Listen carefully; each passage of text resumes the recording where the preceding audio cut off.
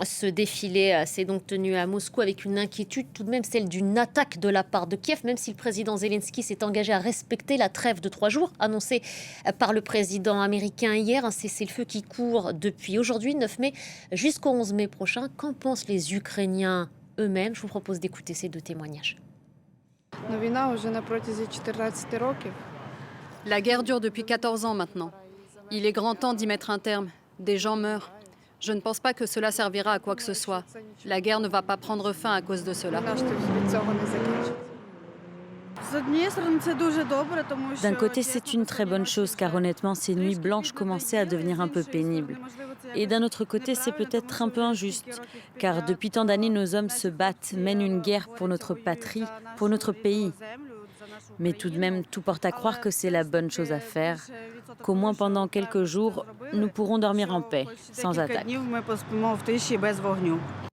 Et on retrouve en direct de Kharkiv Emmanuel Chasse, correspondante de France 24. Bonjour à vous Emmanuel, merci d'être avec nous. À entendre ces deux témoignages, on a l'impression, Emmanuel, que les Ukrainiens ne se font aucune illusion autour de cette trêve annoncée pour 3 jours.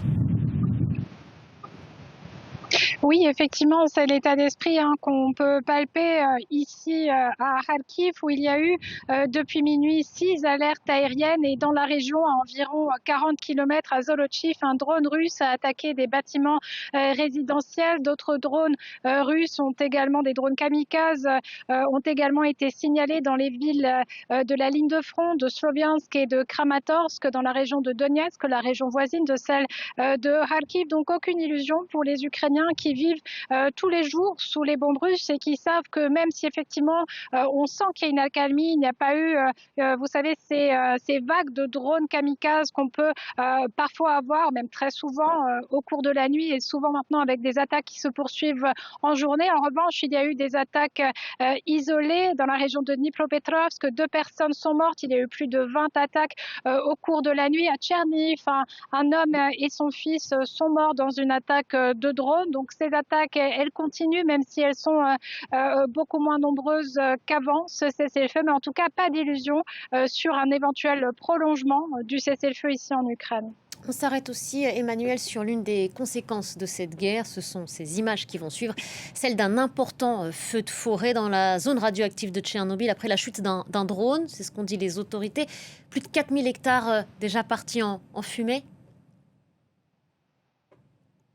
Absolument. Alors, c'est l'une des conséquences de ces attaques qui ont lieu de façon quotidienne sur le sol ukrainien, des incendies dans les forêts qui sont particulièrement difficiles à éteindre. Pourquoi? Eh bien, dans la zone d'exclusion de Tchernobyl, déjà, il y a la radioactivité des lieux, mais en plus, on parle d'une zone frontalière, donc une zone qui va être minée, une zone où il y a des explosifs et une zone où les secouristes sont encore plus exposés aux éventuels tirs russes, puisque les positions russes sont beaucoup plus proches par définition, et l'on connaît l'habitude de la Russie de pratiquer les doubles tapes, c'est-à-dire d'attendre que les secouristes arrivent sur le lieu d'une destruction, d'un incendie, pour ensuite frapper une seconde fois afin de créer un maximum, de causer un maximum de dommages, de destruction humaine, matérielle parmi les secouristes. Donc c'est une des conséquences de la guerre. Il y a évidemment la conséquence écologique avec plus de 4300 hectares de forêt qui sont partis en fumée, qui pourraient l'être puisque les